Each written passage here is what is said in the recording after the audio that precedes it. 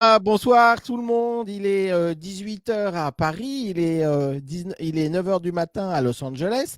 On est en direct une fois de plus pour l'histoire du skate dans les années 60, fin des années 70 et début des années 80. Alors ça fait déjà, on est déjà à la 5e émission, donc on avance un petit peu dans le temps. Et puis aujourd'hui on a Thierry qui est là. Bonjour Thierry. Salut tous. Et puis on a GG, Gérard Almuzara qui est là aussi. Bonjour à vous. Merci de m'accueillir avec vous en tant que vieux crouton du skate. Ouais, on est tous des vieux croutons, mais les vieux croutons, c'est ce qu'on met dans la soupe, c'est ce qui fait que la soupe est meilleure. Donc c'est Oh, pour ça qu'on est ravis de non, t'accompagner. très Alors, très bien. ouais. Alors, ce que je voulais dire aussi, c'est qu'on est en direct. N'oubliez pas qu'on est en direct. Donc, vous pouvez nous poser des questions à Thierry ou à Gérard parce qu'on a plein de choses à vous dire, mais on n'a que 40 minutes. On est là que pour 40 minutes. Et si vous avez vraiment des anecdotes dont vous vous souvenez ou si vous avez des questions spéciales, Gérard et Thierry et moi-même, mais bon, surtout les invités, quoi. Gérard est là pour répondre à toutes vos questions. Et puis, si vous avez vous-même des anecdotes que peut-être Gérard a oubliées, vous pouvez les raconter également. Donc, c'est tout ça, c'est les commentaires en dessous, là. Et puis, vous pouvez nous dire si vous aimez ou si vous aimez pas et comment on peut améliorer ça pour la prochaine fois. Voilà. Donc, on va commencer avec Gérard. Alors, Gérard, c'est quelqu'un absolument incroyable dans le skate. Et surtout, c'est un skateur de très haut niveau qui a gagné plusieurs compétitions. Mais surtout, c'était un entrepreneur dans le skate. Il a fait plein de choses que, il y a plein de gens comme nous, comme Thierry, on n'a pas fait. On n'a pas fabriqué des skates, on n'a pas fabriqué des rampes, on n'a pas organisé des tournées. Et Gérard, c'est quelqu'un qui a été comme ça, qui a fait tout ça, quoi.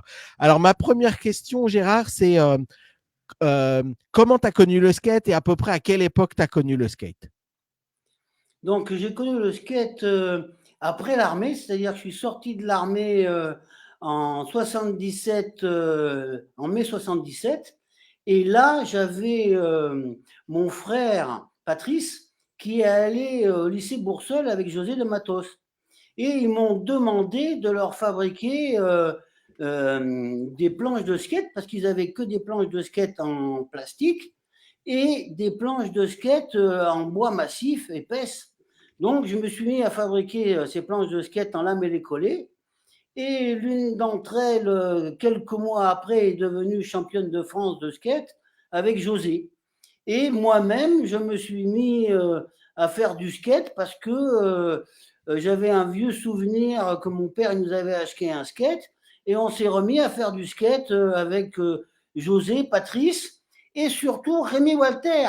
Mhm. Parce que la première personne avec qui j'ai fait beaucoup de skate, c'est Rémi Walter.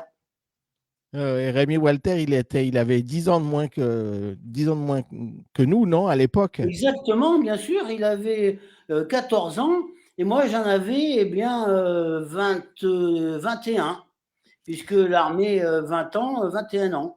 Mais c'était un garçon qui tout petit était déjà grand, quoi. Il était Ouais, très ouais. mature et c'était vraiment un garçon formidable, quoi. Ouais, ouais. Un petit frère, Ben, c'est devenu un petit frère pour ouais, ouais, moi. c'est notre petit frère à tout le monde. Alors, on le salue, Rémi, si tu es là, salut, montre-toi.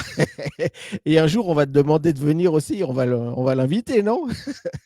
Ah, ce serait une bonne idée. S'il Alors, a du temps, parce qu'il est toujours investi énormément dans le skate, hein. ouais, ouais, ouais, ouais, ouais. Alors, donc, à l'époque, est-ce que tu avais des idoles? Est-ce qu'il y avait des personnes que tu voulais, tu disais, waouh, quand je serai grand, je voudrais faire du skate comme lui? Eh bien, mes premières idoles ont été José, Thierry, toi, des gens qui faisaient du skate un peu avant nous et qui avaient un an d'avance ou un peu d'avance, quoi. Moi, avec mon frère, comme on était des sportifs, on a réussi assez rapidement à venir à un niveau intéressant, mais au début, eh ben, c'est vous qu'on regardait, quoi, hein. Alors, au début, où est-ce que tu faisais du skate? Uniquement au Trocadéro, c'est ça? Ah oui, parce que c'était à 5 minutes de la maison Ouais. et on traversait le Champ de Mars et le pont qu'il y a sous la Tour Eiffel, là, et on était au Trocadéro. Et on s'entraînait beaucoup parce que on était des sportifs. Tous les soirs, quand je finissais le boulot, voilà. Et après, et le week-end, et il y avait plein de monde, une ambiance formidable. C'était extraordinaire, quoi. Ouais. Qui est-ce qui était le plus accro au skate? C'est toi ou Patrice? Ou les deux? Oh, les deux, il n'y en avait pas un pour. Si on partait tous les deux ensemble, on se rejoignait là-bas. Et à l'époque, on n'avait pas les téléphones comme aujourd'hui, mais on se Ouais. rejoignait tous là. Il y avait tout le temps du monde pour faire du skate. On passait un moment, on rigolait. C'était une ambiance. L'ambiance était unique. Moi, j'ai pratiqué beaucoup de sport dans ma vie, mais Ouais. l'ambiance du Trocadéro de cette époque, c'était quelque chose d'unique. Ah ouais. C'est Toi, vrai que le Trocadéro était un véritable vivier de rencontres, d'échanges, d'évolution de la pratique. C'était vraiment le lieu de recrutement, entre guillemets. C'était le lieu qui a permis la création de teams. Voilà, c'était un vrai vivier. Hein. Les journalistes y allaient, tout le monde y allait. C'était le point de rendez-vous. Quoi. C'était vraiment la base, la plaque tournante du skateboard à Paris. Hein. Absolument. donc Gérard, toi, on va dire, tu t'entraînais ou tu faisais du skate? Ah non, non, moi j'ai tout de suite, comme j'étais un ancien compétiteur de vélo et je sortais de l'armée où ils avaient fait de moi un athlète, moi tout de suite, j'ai eu envie de faire du skate pour en faire bien et essayer de progresser. Après, les compétitions sont arrivées. La première compétition à laquelle on est allé, où on n'a pas fait de résultat, c'était à Marseille. Mais au printemps d'après, les premières compétitions à Saint-Jean-de-Luz, avec Patrice, on avait tout raflé. Et puis après, derrière, on a continué parce que tout l'hiver, on avait bossé sans arrêt, sans arrêt, sans arrêt. Quoi. Dès qu'on avait 5 minutes, on grimpait sur notre skate. Hein. Ah ouais, ça c'est génial. Alors, tu en as déjà un petit peu parlé, mais donc les planches, vous avez été avec Patrice et avec d'autres personnes on va dire qui travaillaient, mais avec vous, non? Vous avez commencé à fabriquer des planches, c'est ça? Ah ben moi, j'étais menuisier ébéniste. Enfin, je Ouais. suis toujours menuisier ébéniste. C'est comme le vélo, ça se perd pas. Et donc, quand j'ai vu ces skates en plastique, ces skates Logan, eh bien, nous, à la société à laquelle je travaillais, on fabriquait des ceintures de table en lamellé-collé. Je me Mhm. suis dit, je vais faire des skates en lamellé-collé. C'est certainement dans les premiers skates qui ont été fabriqués. Euh, c'est prétentieux de dire ça, mais peut-être au monde, parce que les Américains, ils fabriquaient des skates en bois Massif. massif, ils Ouais. collaient un tel à l'arrière. Moi, je me suis fait moule contre moule, et j'ai commencé à fabriquer des skates en lamellé collé qui fonctionnaient très bien. José en a eu, Thierry en a eu, je ne sais pas si toi tu te souviens. Marquand était venu pour m'en acheter, et je faisais ces skates le midi pendant la bouffe. Et on appelait ça la perruque, mais notre patron il nous disait rien. Ça faisait partie des choses qu'il était possible de faire à cette époque. Et j'arrivais en fin de semaine et je filais des skates à mes potes. Voilà quoi, je veux dire, je sais pas, j'en ai fabriqué, je ne sais pas combien j'en ai fabriqué. J'en fabriqué 2 par semaine. Ça me Ouais. permettait de faire un moyen d'échange pour avoir des roues, des trucks. Et voilà quoi, c'est parti comme ça en fait pour moi. C'est essayer d'améliorer ce qui existait euh, avec ces skates en lamellé collé qui ont permis de faire avancer le skateboard en fait. Ouais. Alors ça, c'est quand tu étais avec Perspective Loisirs, c'est ça? Ou je me Non, trompe? ça c'était avant. Ah, voilà. Après, Raconte-nous Perspective Loisirs. Qu'est-ce que c'était? eh bien, Qu'est-ce que... un jour, comme on habitait, ma mère était gardienne d'immeuble, donc un soir, il y a quelqu'un qui a tapé à la porte, un monsieur qui s'est présenté et qui nous a dit, nous on était des gamins de la rue, hein, on était des gens très modestes, et Ouais. qui nous a dit qu'il était intéressé parce qu'il avait entendu, il s'était renseigné, il avait entendu que je fabriquais des skates, donc il a voulu que je fabrique des skates pour lui, et donc il nous a embauchés. Ma mère était furieuse parce que je quittais mon métier.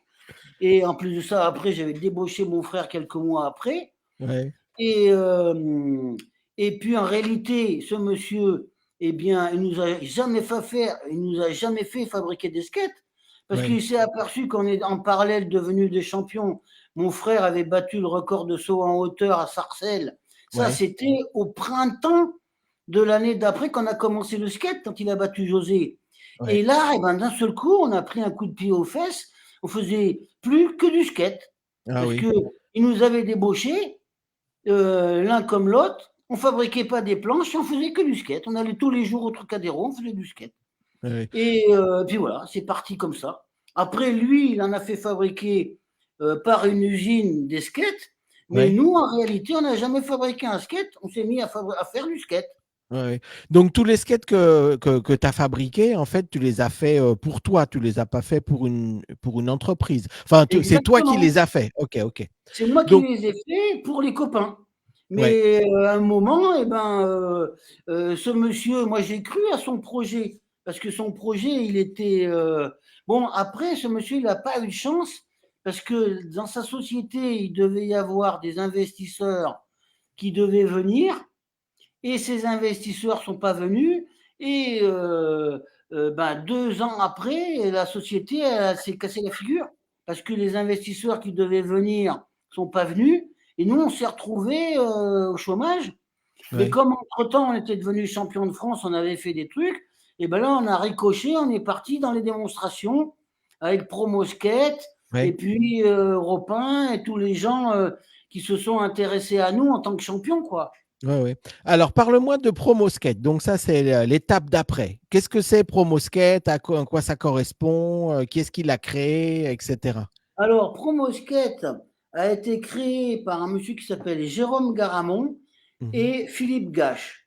mhm, Ces deux messieurs étaient des gens qui travaillaient dans l'événementiel et qui se sont intéressés qui ont vu le potentiel, l'attraction que faisait le skate sur les jeunes.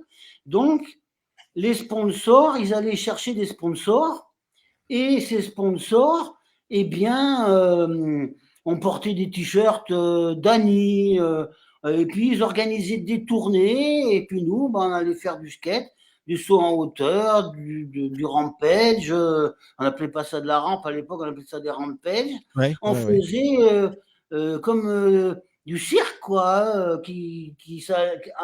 de village en village, faire des démonstrations, et on avait un cachet, quoi. Ouais, ouais.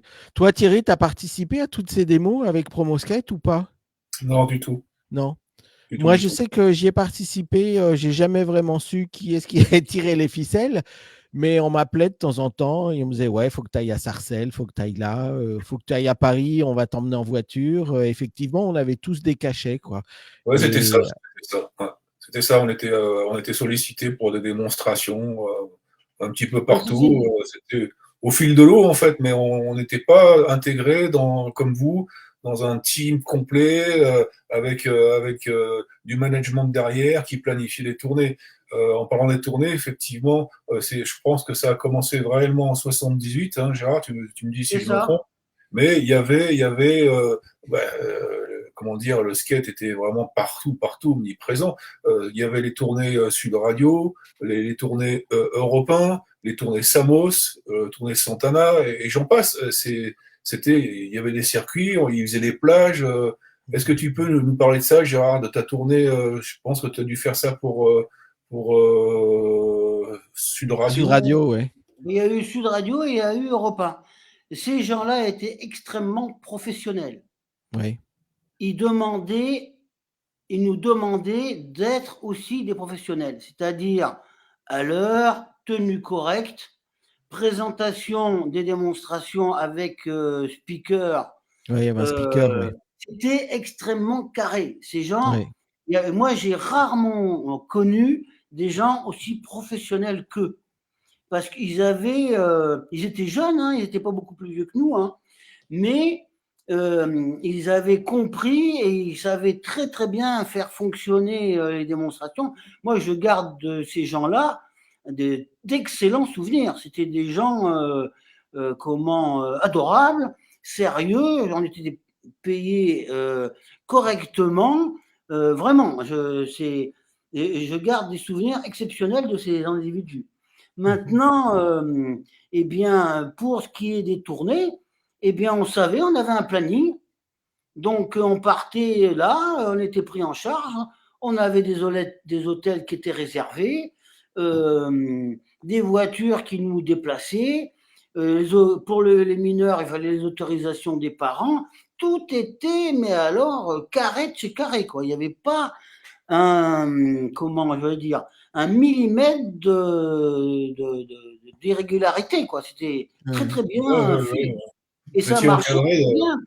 C'était des sortes de caravanes, en fait, des caravanes professionnelles, d'événementiels, comment dire, gérés par des gros groupes comme Europe 1 ou des choses comme ça. Donc, exactement. C'est ça qui a fait le skate moderne, parce que ça a fait connaître. Parce que nous, moi, combien de fois on m'a dit, mais vous, à votre âge, vous faites du skate? Eh bien, non, on ne faisait pas du skate. Moi, je savais, avec les sensations, le bonheur que ça pouvait apporter, que ça deviendrait quelque part dans le temps un sport, quoi. C'était plus qu'un jeu, comme les gens croyaient au départ. Et le temps, bien sûr, c'est facile de dire ça aujourd'hui, mais le temps lui ont donné raison. l'a démontré. Quand on montait sur ces engins, les sensations qu'on avait là-dessus, c'est comme après le snowboard et tous les différents trucs qu'on a fait, c'était bon pour le corps, bon pour l'esprit. Donc c'est pour ça que c'est devenu le skate qu'on connaît aujourd'hui. Hein. On est bien d'accord, c'est vrai, c'est un tout.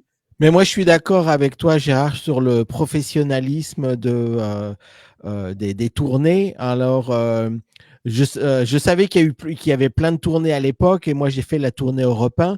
Donc, je crois que sur la tournée Europe 1, on faisait 15 jours et on faisait des rotations de 15 jours, c'est ça?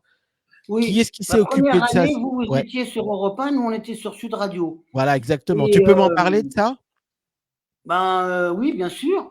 Donc la première année qu'il y a eu vraiment des démonstrations, des tournées de démonstration, comme on appelait à l'époque, nous, on s'est retrouvés donc avec Rémi Baquès, mon frère et Rémi Walter sur la tournée Sud Radio. Ok. Et il y avait une autre personne, mais je saurais plus dire son nom, je ne me souviens pas.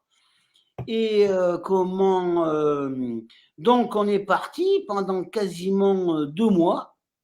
Et vous, avec la bande de Zone 6, vous étiez sur Europe 1. Ouais. Alors, donc, la rampe qui était sur Europe 1, d'où elle venait, c'est toi qui l'avais faite ou pas? aucune idée. Ah, Aucune ok. idée, là, Xavier, je ne peux pas te dire. Ok. Par contre, pourquoi nous, on avait été sur Sud Radio, ça, je peux t'en parler, c'est parce qu'on on faisait ça avec la rampe, la mienne que j'avais fabriquée, enfin la mienne, la rampe de Perspective Loisirs, parce que moi, je donnais des idées, on faisait des trucs, mais c'est pas moi qui finançait ce genre de travaux. On était salariés par cette société et on faisait, on apportait nos idées, nos compétences, et ça avançait comme ça. Hein. Mais il faut préciser là, Gérard, que oui. Ah. Le premier rampage français, genre-là, sur la base d'un modèle américain. Oui, parce que il n'y en avait pas. Donc moi j'ai dit, vous savez, si on fait un module comme ça, on va avoir tout le monde qui va être intéressé par notre projet. Ah oui, ça été le cas d'ailleurs. Bien sûr. Et donc on a fait Sud Radio pour revenir à Sud Radio, parce que il fallait monter et démonter cette rampe. On restait 4-5 jours, 6 jours au même endroit. Donc on montait la rampe, on la démontait, on la chargeait dans des camions et on s'en allait à un autre village. Donc c'est pour ça qu'on s'était retrouvés avec mon frère, Rémi Baquès, Rémi Walter, sur la tournée sur radio, parce qu'on devait monter la rampe que je savais faire. Nous, sur la tournée Europe 1, c'était un petit peu différent parce qu'on partait de ville en ville tous les jours. Donc, il y avait une voiture avec une caravane et on était 4 ou 5 personnes à dormir dans la caravane tous les jours. Et on avait le week-end, en général samedi et dimanche, où on faisait rien du tout, mais on était sur place, quoi. Et toi, Thierry, donc, à l'époque, il y a eu plein de tournées. Donc, il y avait la tournée Sud Radio, la tournée Europe 1. Donc, Gérard était sur Sud Radio, moi, j'étais sur Europe 1. Et toi, tu étais où à l'époque? Bah, à l'époque, c'est donc là, c'est suite au championnat de France à Marseille en 78. Les tournées, comme vous venez d'en parler, battaient leur plein. Moi, j'étais sur la tournée Santana France. Voilà, on était parti de Brive et on était redescendu sur la Côte d'Azur. On était, comment dire, sur la Grande Motte. On avait fait, mais on est passé par Pau. Imaginez un petit peu le petit circuit, quoi. On avait fait 5 ou 6 villes comme ça. C'est quelque chose qui avait duré à peu près 15 jours, 3 semaines, hein, facilement. Hein. Et pareil, bah, c'est des points de chute comme des parkings de supermarchés, des centres-villes, ou même le soir, avec Flavien Haas, on n'avait pas assez de skate dans les jambes comme ça, pour dire que c'était quasiment roulé 8 heures par jour, hein, pour ainsi dire, qu'on allait faire la manche sur les centres-villes, au milieu des bars, faire les couillons avec les locaux sur leur spot privé, quoi. On était vraiment mordus à fond, quoi. Ouais. Alors, je voulais vous rappeler que on est en direct sur Facebook, donc si vous voulez commenter, ça nous ferait très plaisir, si ça vous plaît, si ça vous plaît pas. Et puis aussi, on a des questions, donc si vous voulez poser des questions, il n'y a pas de problème, on est là pour répondre. Donc, il y a Rémi Sarda qui nous dit, ça me fait penser au trophée skate et santé, c'était les mêmes organisateurs. Alors, qu'est-ce qui peut répondre à cette question? Oui, bien sûr, c'était comment Promo Skate qui avait fait Skate et Santé, oui. Alors, ça correspondait quoi à quoi? Qu'est-ce que c'était skate et Oula, santé?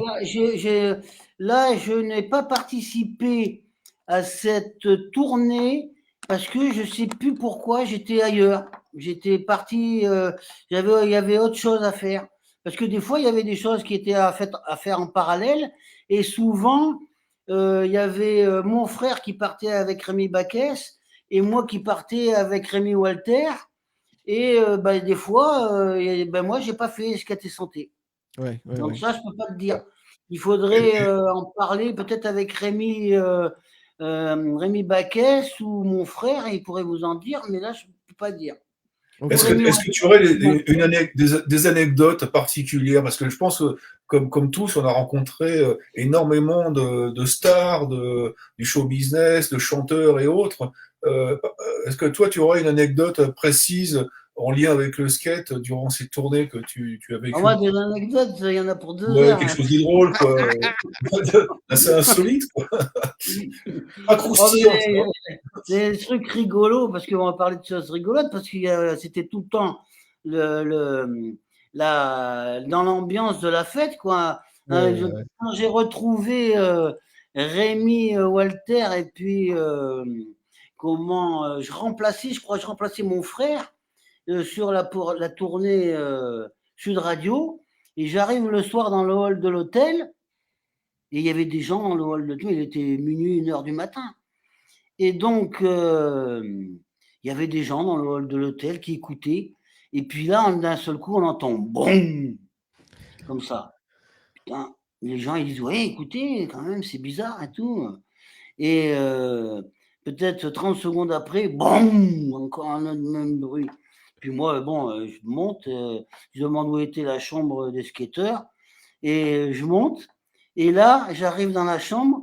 Les deux Rémi, ils avaient mis un lit en travers sur l'autre et ils faisaient du surf sur le lit qui était en bascule. Et quand le lit tapait sur le plancher, ça faisait résonner tout l'hôtel. D'accord. Oh là là là là là là. Ouais, moi, je me souviens des anecdotes aussi sur la tournée Europe 1. Donc, on était avec il y avait plein de chanteurs. Donc, nous, on faisait les démonstrations dans l'après-midi. Et après, le soir, il y avait, je crois qu'il y avait un direct ou enfin, il y avait une représentation. Il y avait 1 heure ou 2 heures de chansons. Et il y avait le groupe Il était une fois qui avait obtenu un très très gros succès à l'époque ils avaient une chanson qui s'appelait J'ai encore rêvé d'elle, je sais pas si vous vous souvenez Oui, de oui, ça. Oh oui, oui, oui, très oui, bien, très oui. bien. Ouais. Et donc les spectateurs étaient un peu apathiques quoi. Et donc, nous, on était avec Alexis, avec les autres, on était devant et on faisait un bruit pas possible. On applaudissait, on faisait bala, bala, bala, comme ça. Je me souviens plus comment il s'appelait, mais donc le chanteur, enfin pas le chanteur, mais je crois le guitariste de L'été une fois, il disait heureusement qu'on a les amis skaters qui sont là parce qu'il n'y a pas beaucoup d'ambiance ici et nous. Ouais! C'était vraiment génial. Et comme tu dis, Gérard, c'était vraiment la fête, quoi. C'était absolument festif toute la journée, quoi. Des jeunes de 18 à 20 ans qui partent sur une tournée avec une caravane et qui font du skate toute la journée. C'était pour nous, c'était extraordinaire, quoi. Alors, le fait qu'on était payé en plus, ça, c'était la cerise sur le gâteau, C'est comme on dit. extraordinaire, bien sûr. Un soir, sur le podium d'Europe 1, il y a Carlos avant le spectacle qui passe à la caravane. Et puis, on était en train de faire des crêpes. Et donc, il arrive là, il déconnait tout le temps avec nous, il était super sympa ce gars-là. Et puis, mon frère, il était en train de faire des crêpes et cette andouille, personne ne faisait gaffe, il défaisait des paquets de sopalin qui divisaient en plusieurs morceaux. Il foutait ça dans les crêpes et il nous faisait bouffer des crêpes au sopalin, quoi. Les malades. Ouais, c'était permanent. Les gars, on avait l'équipe de trampoline. Les gars, ils s'en vont de leur caravane. On tire le frigo et là, on fout 3-4 têtes de poisson derrière le frigo, tu vois, et on remet le frigo en place. Et après, on dit putain, il y a une drôle d'odeur dans votre caravane, tu m'étonnes. Oh bah moi j'ai une, je sais pas si on peut en parler sur Facebook, mais j'ai vraiment une anecdote. Je vais pas dire qui c'est, mais j'ai une anecdote incroyable, quoi. Donc on était sur la tournée Europe 1 et puis un soir on s'arrête sur une place, quoi. Ok. Donc il y avait une grande place avec des parkings dans une ville, je me souviens plus, en France, quoi. Donc on était tous les seuls. Il y avait que la caravane. Et puis, à 6 heures du matin, on se réveille parce qu'il y avait du bruit partout. Blang, blang, blang, blang. Le marché. Qu'est-ce qui se passe? Alors, effectivement, il y avait tous les gens qui avaient construit le marché tout autour de nous. Et nous, on était au milieu avec la caravane. Mais le pire, c'est qu'on n'avait pas de toilette dans la caravane. Donc, il y a un de nous qui s'est levé et qui a commencé à uriner, on va dire, devant, et il y avait tout le monde qui regardait, et on s'est dit, waouh! Mais surtout, tu vois, se réveiller le matin, et parce que le soir, on était tout seul sur le parking, ouais, et on se réveille le matin, on était au milieu du marché avec ce que tu racontes, du poisson, des fruits et légumes, des tas de choses. Mais j'avais entendu cette anecdote, on nous l'avait racontée. Bah moi, je l'ai vécu. Ouais, bah moi, je l'ai vécu parce que j'étais là. Ouais, bien sûr, parce qu'après, il fallait faire gaffe où on se mettait, parce que justement, vous, ça vous était arrivé, on en avait entendu parler de cette affaire. Et le truc le plus extraordinaire, c'est pas si ça vous est arrivé à vous, c'est quand on avait fini les démos, on allait à la douche, au bout de l'éloge des camions d'Europe 1, et l'eau, elle se fermait et elle s'ouvrait possibilité par l'extérieur.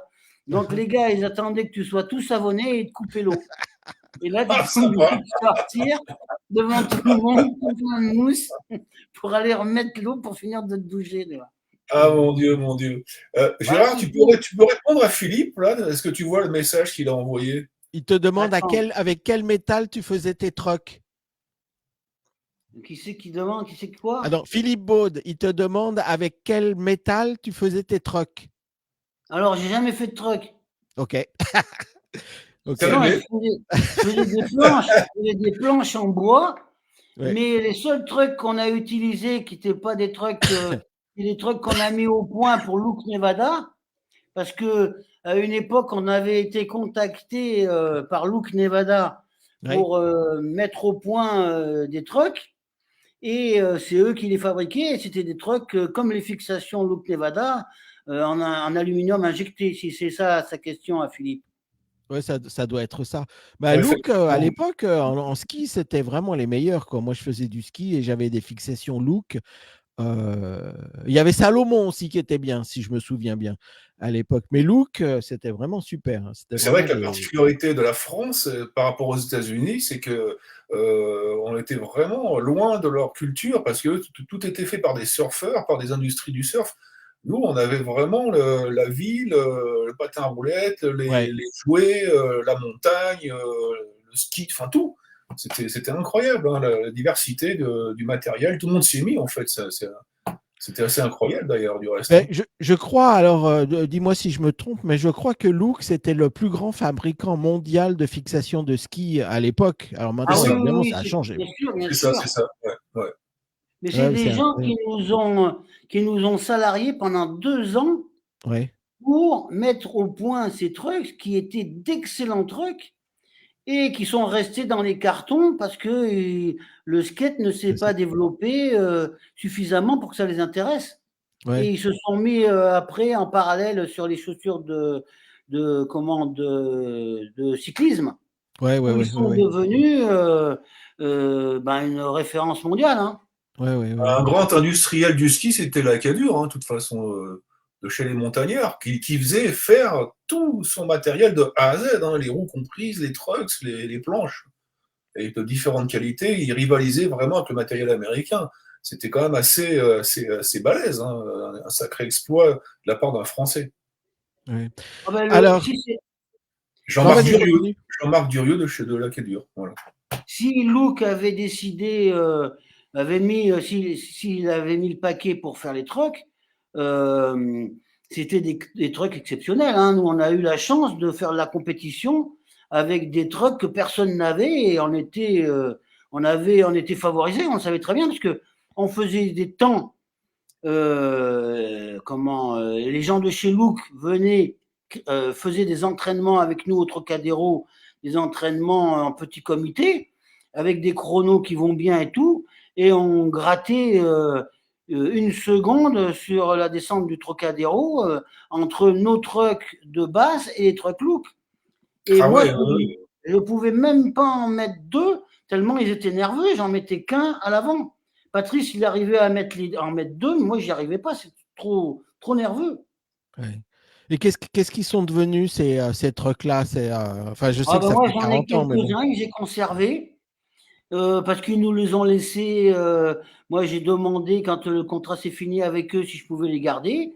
Ils m'ont répondu très favorablement oui.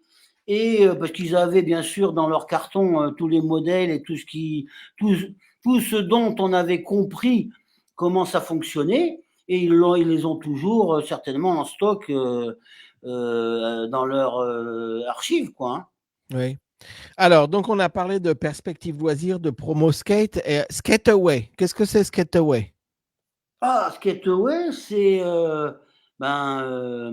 Perspective Loisirs qui avait considéré que mon frère Rémi Walter, Rémi Baquès, il était plus partagé entre Banzai, puis après il a arrêté Banzai pour venir avec nous, parce qu'en même temps il y avait les démonstrations avec Promoskate.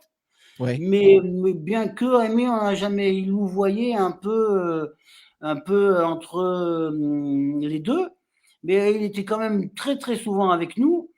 Et voilà quoi, c'était des potes qui promotionnaient des planches pour une société Perspective Loisirs.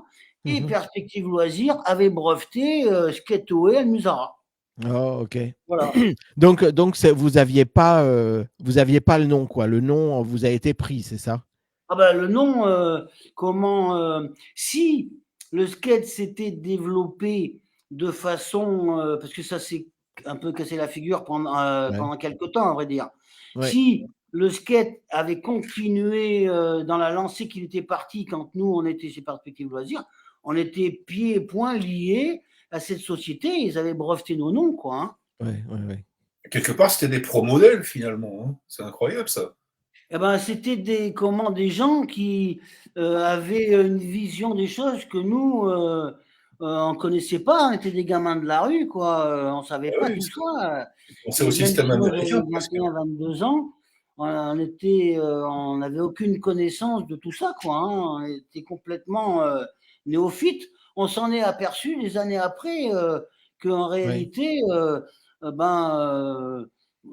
on s'est pas fait avoir parce que ces pauvres gens, le skate s'est cassé la figure et ils n'ont pas eu le retour sur l'investissement finalement. Hein. Ouais, ouais, C'est ouais, ouais. eux qui ils ont plus perdu que nous parce que notre nom, du fait, il est retombé dans le public et on a continué à faire ce qu'on avait à faire, quoi. Hein. Ouais, ouais. C'est plus Donc, regrettable pour eux que pour nous, quoi. Hein. ouais. Donc Skateway, vous avez récupéré le nom ou pas? Ou vous avez laissé tomber? Bon, tu parles, je sais même pas ce que c'est devenu. Hein. De toute façon, ça leur appartient toujours, on va savoir. Ouais. Non, je crois qu'il faut le renouveler tous les 2, 3, 4 ans, j'en sais rien. Il Moi, faut payer pour, je m'y suis jamais renouveler. intéressé parce que Ouais. bon, comment après on a continué les compétitions avec Patrice pendant un temps. Et puis, comment après, quand il n'y avait plus de démonstration, machin, tout ça, nous on avait la mère derrière qui nous tannait pour aller au boulot. Et puis, on s'est remis à bosser, voilà quoi. Hein. Ouais. D'accord, ah oui, bah oui. Alors, est-ce que tu peux nous parler de Snurf? Qu'est-ce que c'est Snurf? Ah, ça, c'est venu après, bien après. Ça, Mhm. c'est venu parce que moi, après, Alors, quand tu dis après, donc il y a eu cet engouement à la fin des années voilà, 70. il y a eu, si Après, on peut dire, 2 ou 3 ans ouais, où c'est il y avait tombé, presque plus rien, quoi. il n'y avait pratiquement plus rien, à part des Ouais, gens comme José et Dr Skate ouais, pour tenir le flambeau. C'est quand même, ça a été des résistants, il ne faut pas les oublier. Hein. ouais, ouais. Ah Et non, on les oublie pas. ça a été des vrais résistants, eux, par contre. Hein. Ouais, ouais, ouais. Et Bah, alors que Gabi nous, Bress et Jean-Pierre Champion également, tu vois, il y a eu voilà, c'est ça. Alors que moi, José m'a petite souvent bande. reproché, il m'a dit que j'étais un lâcheur, tout ça. Bon, il avait raison en même temps. Mais bon, nous, il fallait qu'on gagne notre vie. Notre mère, elle rigolait pas. Et donc, moi, j'avais remonté, je m'étais mis à mon compte avec un petit atelier de restauration dans le 15e arrondissement. Ouais, Et un jour, il y avait un des skateurs, Trash Max, ouais, un, Trash Max, ouais. un gars qui est venu après nous, quoi. C'était Mhm. l'époque Pierre-André, quoi, hein, si on peut Ouais, dire, ouais. qui m'a demandé un stage à l'atelier parce qu'il savait que j'avais un atelier de menuiserie et bénisterie. Je lui ai dit ok, pas de problème. Et puis là, il est venu faire ce stage, je lui ai fait faire un petit boulot de moulage, tout ça. Et puis à la fin, et je lui dis, mais tu veux te faire quoi?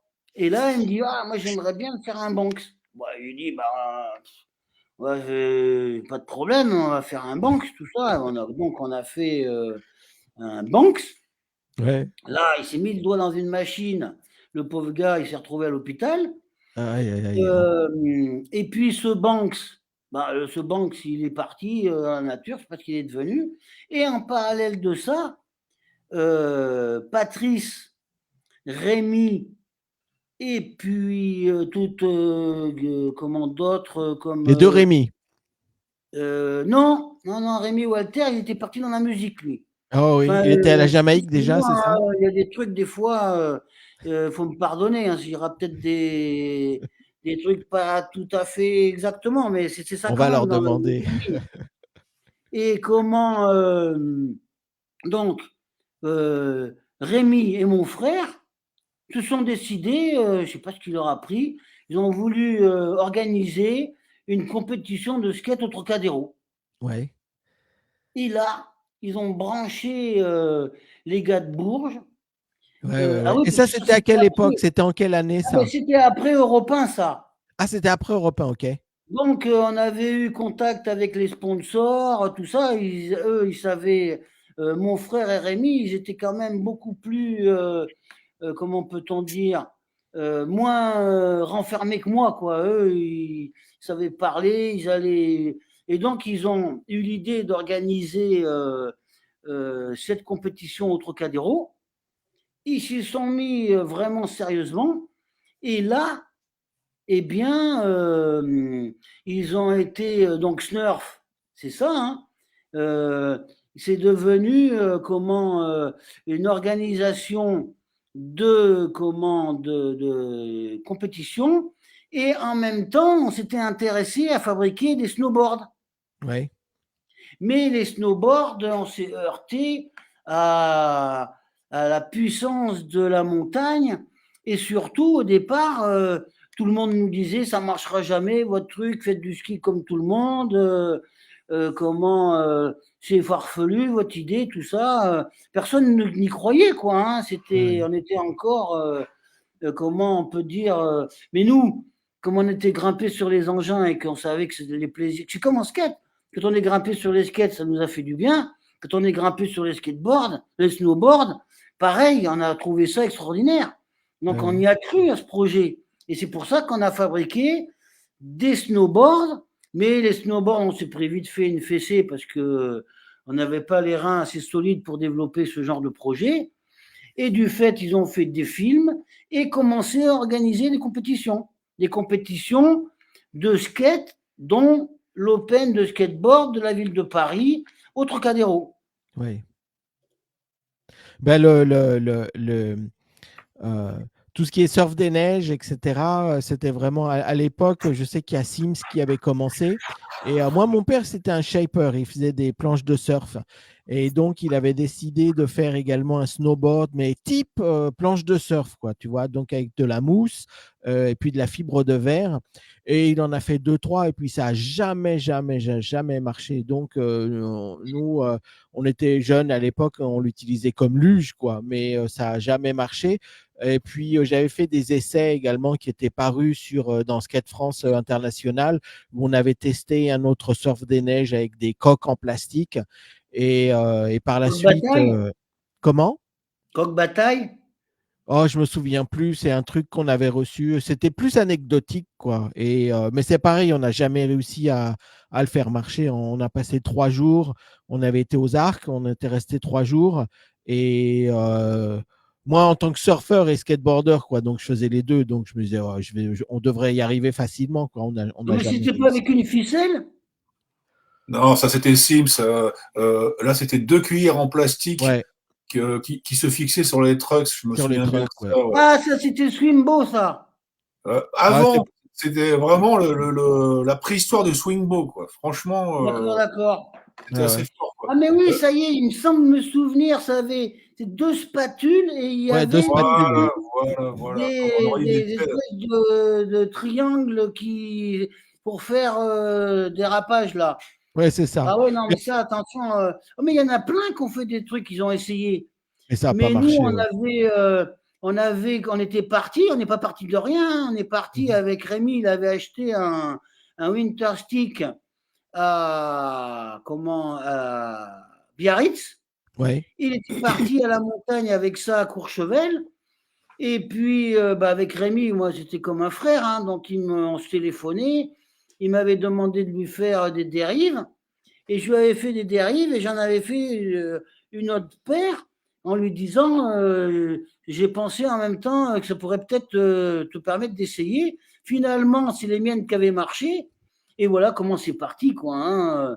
On a essayé de. Au début, on a fait de la merde, hein, puis pendant longtemps, parce que quand tu vois après ce qui est arrivé derrière, le jour où on a pris une fessée, ça a été grave, quoi. Hein. Chers Oui, amis, bah, Mais on il va a fait falloir. la première série de snowboard qui s'est vendue en Europe, quand même. Ah ouais, quand même. Chers amis, il va falloir que je vous laisse parce que le devoir m'appelle, parce qu'il y a eu du pain sur la planche, mais maintenant il y a du pain sur les planches. On m'attend pour mes répétitions de spectacle. Je suis vraiment désolé. Écoutez, moi, je salue bien tout le SCAF, tous les anciens, tous ces passionnés, tout notre ADN en général qui concerne le skateboard. Je pense que j'interviendrai plus sur d'autres sujets par la suite. Et je vous salue bien bas et je pense bien à vous et je vous remercie pour votre audimat. Gérard, merci d'être venu, c'est Mais de super. rien, Thierry, merci à vous. Hein. Bah ouais, mais c'est quand même, voilà. Et puis, j'espère que tu vas revenir pour continuer sur d'autres thématiques Et puis c'est qui, bien, je ne suis qui... pas bavard. Ouais, ouais, non, mais bon, mais franchement, c'était super sympa. Xavier, bah écoute, il n'y a pas de souci, on remet ça samedi prochain, on et remet le samedi couvert, prochain. hein, voilà.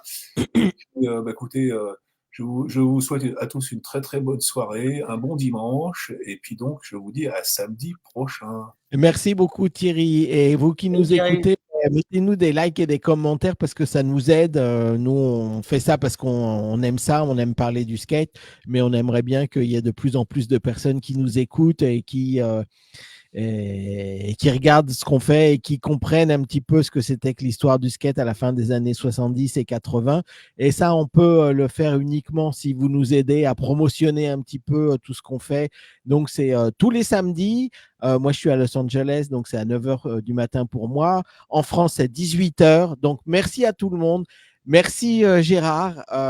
Je sais qu'il y a encore plein d'anecdotes à raconter, mais bon, ce sera pour une prochaine fois.